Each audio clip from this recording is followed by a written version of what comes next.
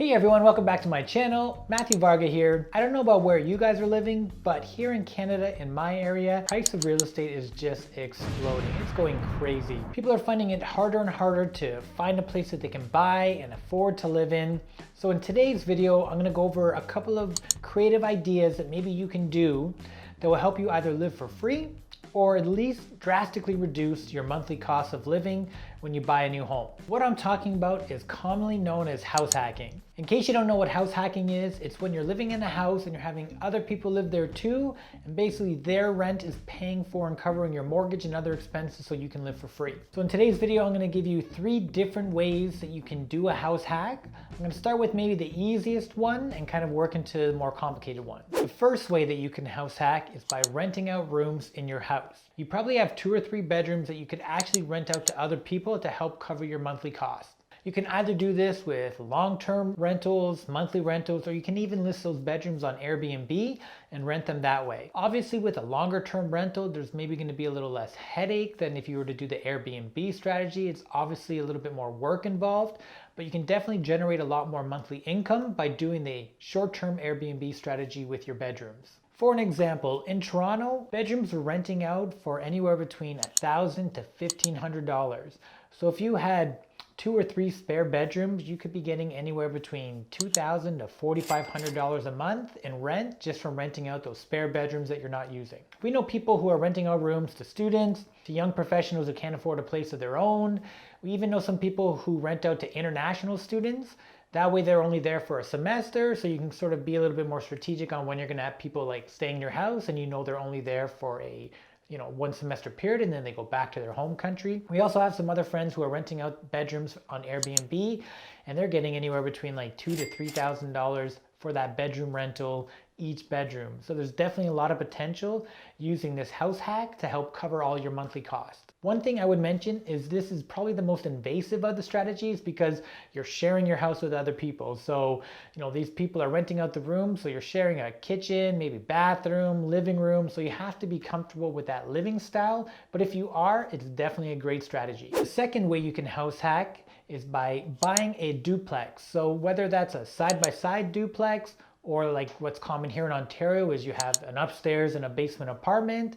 The great thing about this strategy is it's definitely less invasive than renting out a room because you each have your own living space.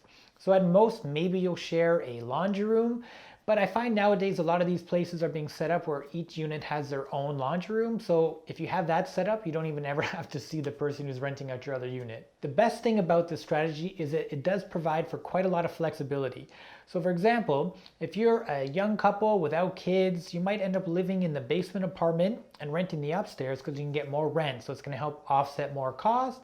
And then as your family grows, you can move from the basement into the upstairs and then just rent out the basement. Or you could just live in the upstairs and rent out the basement if that's what you prefer. So it does provide a lot of flexibility in that regard, which is a great thing. So for an example, in our area of Canada, for a 3-bedroom upstairs, you can rent that for anywhere between $1,800 to $2,500 depending on where you are. And for a basement apartment, you can easily rent that for anywhere between $1,000 to $1,500 depending on where you are. So this can definitely bring in quite a lot of cash to help offset your monthly costs. Another option that you can do is you can live in the one unit and then you can just Airbnb that other unit that you're not using as well if that works in your city.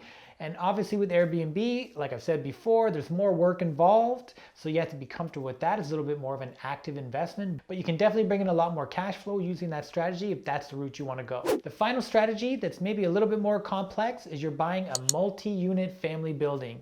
So that could be a triplex or a fourplex.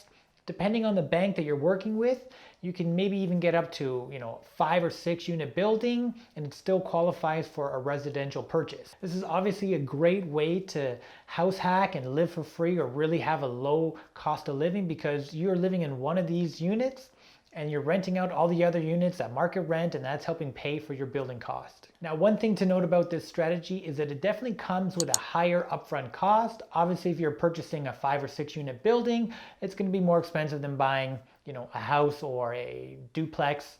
So you have to keep that in mind, but as long as you can make the numbers work and you can qualify for that, it's definitely a great way to get into real estate investing. And then you can live in that building, and as you get older or your lifestyle changes, you can then maybe purchase a smaller building like a like the up-down duplex to live in with your family, and then you can rent that out for a while, and then you can move into a single family home, and now you've got these other buildings that are paying for themselves and helping cover your cost for that single family home that you're now living in. So you can definitely get really strategic when it comes to house hacking, and you can definitely set things up in a way that will help build your portfolio while also helping you live for free. And just like the other two examples, you also have the option of living in the one unit and Airbnb in the other ones. Then you're kind of looking at having your own little hotel set up. So there's definitely more work involved. But once again, if it works in your city, the numbers work, you can definitely make a lot more cash flow by doing the Airbnb route. So it's definitely something to look into as well. So there you have it, 3 different ways that you can house hack and potentially live for free, or at the very least drastically reduce your monthly cost of living. With real estate prices going up everywhere, it's getting harder and harder for people to get into home ownership. So hopefully this house hacking strategy can give you some creative ways to help get you into your first home and help you start building up your portfolio. If you like today's video, make sure you give it a big thumbs up, share it with your family and friends. If you're currently doing any house hacking yourself, I'd love to hear how that's going for you, so leave a comment down below. Or if you have any questions about house hacking, leave a comment down below and I'll be sure to answer you down there. Thanks again for watching today's video, and I'll see you next week.